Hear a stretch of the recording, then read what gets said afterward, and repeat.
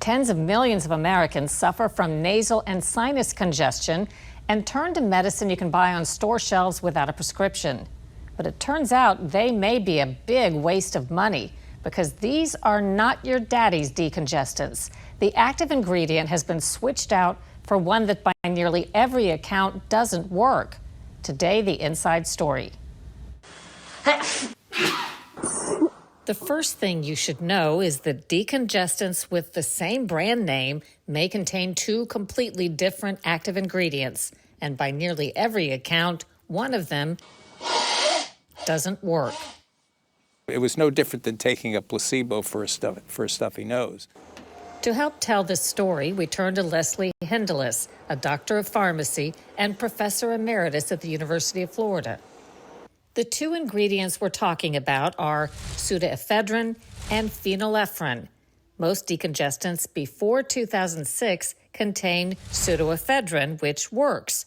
But after 2006, most changed to phenylephrine, which doesn't work, according to experts.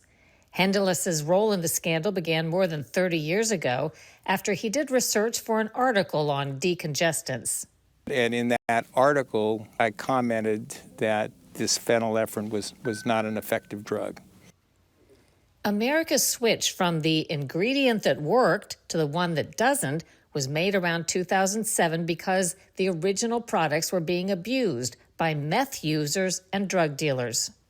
So there was a point in time during which the ingredient that is widely agreed upon works well was being abused by people who make illegal meth or methamphetamines. Correct. So that's why the Congress passed a law, the Combat Methamphetamine Epidemic Act, that requires pseudoephedrine to be behind the counter.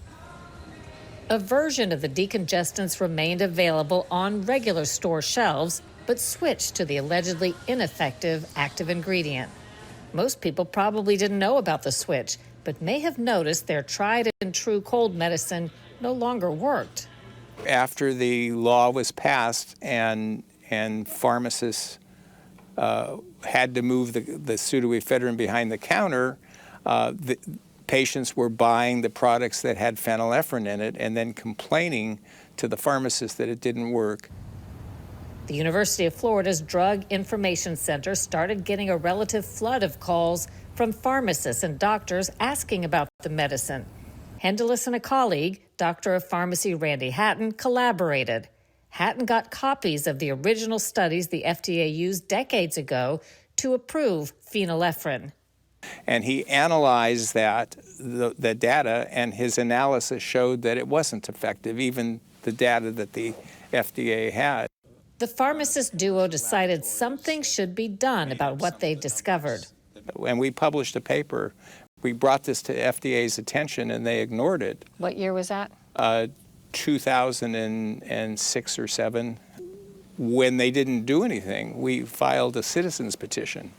And in response to the citizens petition, they called their outside advisory committee to look at the data. This is phenylephrine, and this is pseudoephedrine.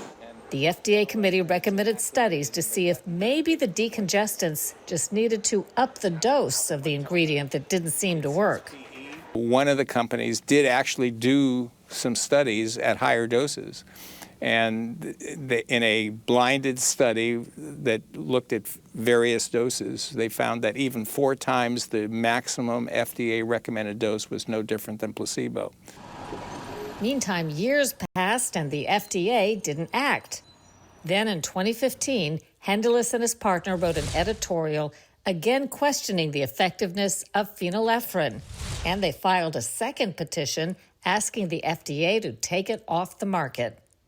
And FDA sat on that petition for 5 or 6 years before doing anything.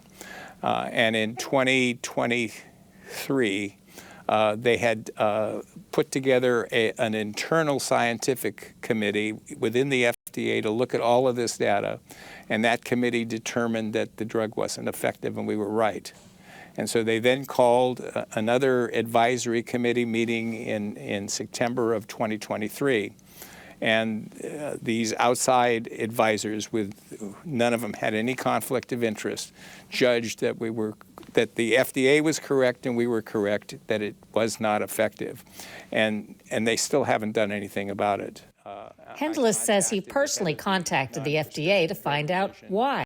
And I contacted the head of the non-prescription drug division, and she gave me ice in the winter. She said that they were looking into it, but they haven't acted. I suspect that there's a problem because it's in 261 products, and I think the lobbying group for the manufacturers of non-prescription drugs probably is pushed back on the FDA's determination that it wasn't effective.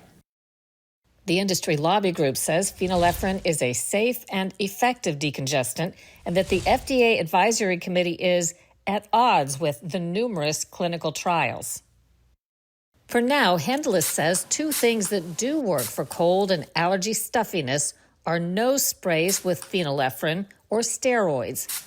And if you think your store shelf bought decongestant isn't working, it's not your imagination.